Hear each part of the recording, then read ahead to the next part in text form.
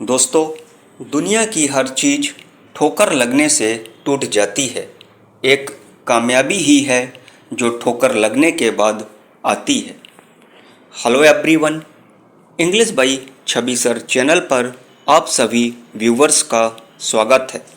दोस्तों, आज मैं डिस्कस करने जा रहा हूँ यूपी टीजीटी इंग्लिश लिटरेचर के सॉल्व्ड क्वेश्चन पेपर को जो 2003 में आया हुआ था। दोस्तों, यदि आप चैनल पर नए हो तो चैनल को सब्सक्राइब करें, बेल आइकन को प्रेस करें। दोस्तों, चलिए चलते हैं यूपी टीजीटी 2003 में आया इंग्लिश लिटरेचर का पेपर। तो पहला क्वेश्चन है, who is the heroine in Shakespeare's the Tempest. Shakespeare के द्वारा जो द टेम्पेस्ट लिखा गया प्ले था, उसकी हीरोइन कौन थी? तो option number D is the right answer. जो मिरिंडा है वो शेक्सपियर के टेम्पेस्ट की हीरोइन है। आइए कुछ की फैक्ट्स जानते हैं द टेम्पेस्ट के बारे में। दोस्तों, ये जो टेम्पेस्ट प्ले है 1610 में लिखा गया था और जो हीरोइन है मिरिंडा, ये प्रॉस्पेरो नामक एक व्यक्ति की डॉटर है। प्रॉस्पेरो एक मजिशियन है, मतलब एक जादूगर है, जो अपनी पुत्री के साथ एक जंगल में दूर समुद्र के एक टापू में रहा करता था। और प्रॉस्पेरो कभी मिलान का राजा भी हुआ करता था। Question number second, Macbeth sees the ghost of. जो मैकबेथ है वो किसके घोस्ट को देखता है, किसके भूत को देखता है? तो इसका जो राइट आंसर है वो है Banquo. Option A is the correct answer. आइए मैकबेथ के बारे में कुछ की फैक्ट्स जानते हैं। जो मैकबेथ है बेंक्यू की हत्या कर देता है, इसलिए मैकबेथ को बेंक्यू का भूत दिखाई पड़ता है। जो बेंक्यू है वो स्कॉटलैंड का राजा हुआ करता था और मैकबेथ उसका सेनापति था। दोस्तों, होता क्या है, एक बार मैकबेथ को 3 जादूगरनियाँ मिलती है, जिनमें से पहली जादूगरनी मैकबेथ को ग्लेनिस का अमाध्य कहकर पुकारती हैं। दूसरी जादूगरनी मैकबेथ को कैडर का स्वामी कहकर पुकारती हैं और जो तीसरी जादूगरनी थी वो मैकबेथ को स्कॉटलैंड का भावी सम्राट कहकर पुकारती हैं। Question number third, read the following lines and answer the question that follows. O Julius Caesar, thou art mighty, yet thy spirit walks abroad, turn our swords in our proper external. What is the essence of this statement? ये जो line है उस के essence का statement क्या है, यानी उसके स्टेटमेंट का एसेंस मतलब आधार क्या है? तो इस लाइन का जो मतलब है, Caesar was mighty even after his death. जो जूलियस सीजर था अपनी मौत के बाद माइटी हो जाता है, शक्तिशाली हो जाता है। Question number next, who states these words for Shakespeare. Shakespeare के बारे में ये शब्द किसने कहे? Soul of the as.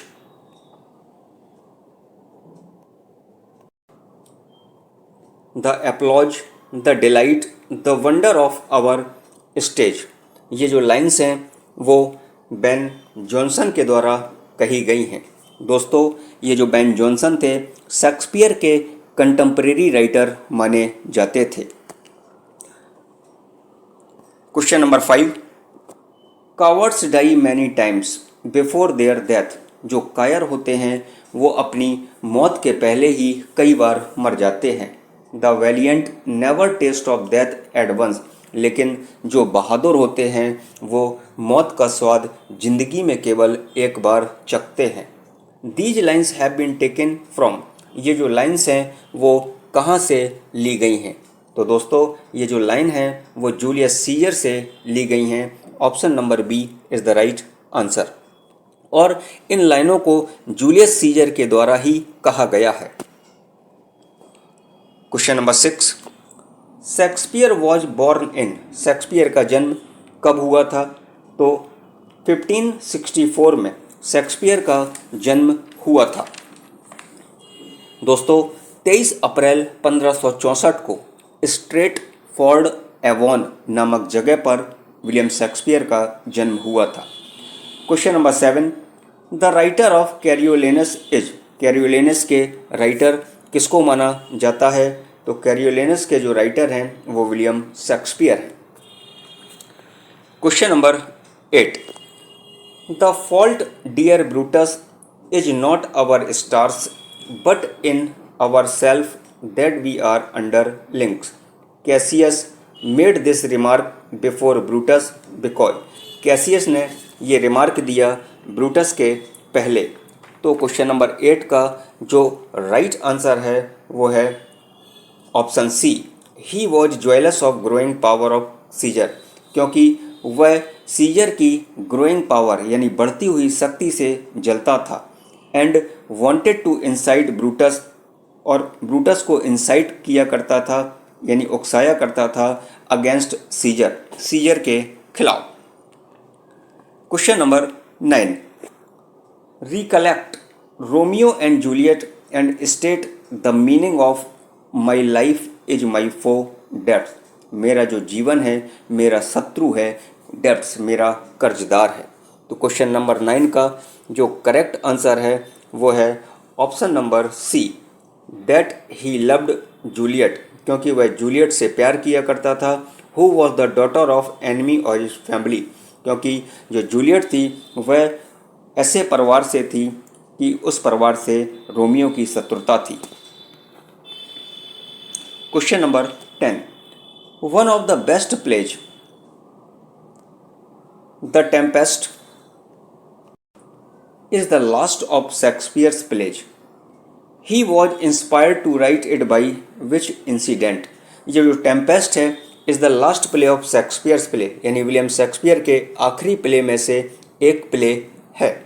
He was inspired to write, जो शेक्सपियर थे वो लिखने के लिए प्रेरित हुए थे इस प्ले को, बाई विच इंसिडेंट्स, किस इंसिडेंट्स के द्वारा। तो इसका जो राइट आंसर है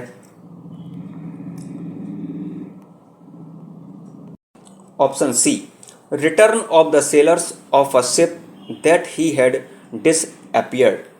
दोस्तों ये टेम्पेस्ट है शेक्सपियर का लास्ट प्ले था। थोड़ी सी कहानी जानते हैं।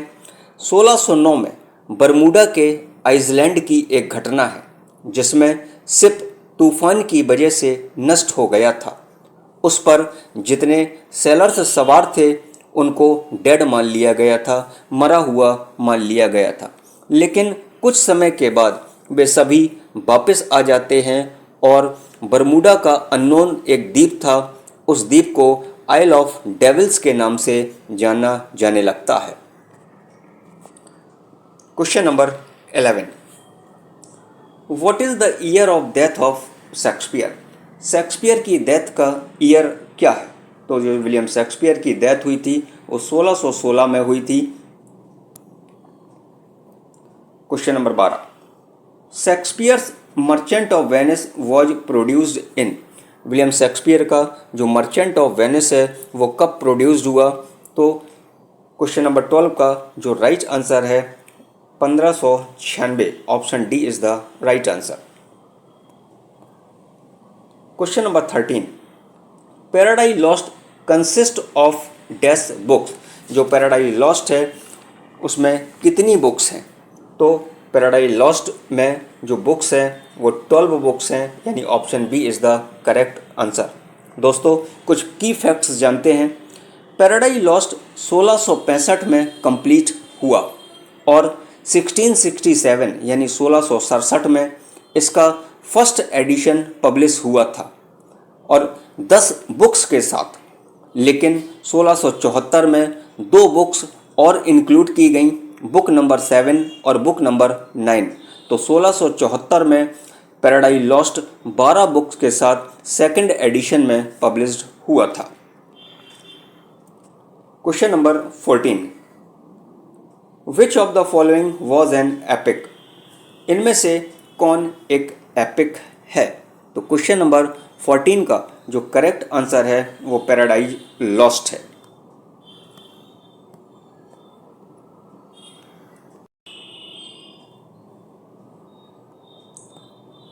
Question number 15, Lycidas is Milton's. जो लाइसीडास है वो मिल्टन्स का क्या है? तो जो लाइसीडास है वो मिल्टन की एक पास्टरल एलेजी है। Option A is the correct answer. Question number 16, when was paradise lost completed by Milton? Paradise lost को मिल्टन के द्वारा कब कंप्लीट किया गया था? तो 1665 में पैराडाइज लॉस्ट कंप्लीट हुई थी। Question number 17, whom does Milton accuse in Paradise Lost as the sons of Belial flown with insolence and wine? Question number 17 का जो करेक्ट आंसर है वो option number D, all of these है। यहाँ पर D होगा। Question number 18, the poet of famous poem daffodils. ये जो पोयम है डैफोडिल्स ये किस कवि के द्वारा लिखी गई? तो ये विलियम वर्ड्सवर्थ के द्वारा लिखी गई थी। Question number 19, who quoted these lines about tragedy? Tragedy के बारे में ये लाइन्स कौन कहता है? The plot then is the first principle and soul of tragedy and character hold the second place. तो क्वेश्चन नंबर 19 का जो करेक्ट आंसर है वो है Aristotle. Option B is the correct answer. Question number 20, which of the following words? ये words किसने कहे? Talking to once self, इस वर्ड का जो मतलब है वो क्या है? तो क्वेश्चन नंबर 20 का जो करेक्ट आंसर है वो है सोलिलकी। यानी सोलिलकी का जो मतलब होता है टॉकिंग टू वन सेल्फ, यानी अपने आप से बातें करना होता है। 21, ए सोनेट कंसिस्ट ऑफ। एक सोनेट में कितनी लाइन्स होती हैं? तो आप सभी को पता है सोनेट्स में 14 लाइन्स होती हैं। Option B is the correct answer. Question number 22, what is caesura in poetry?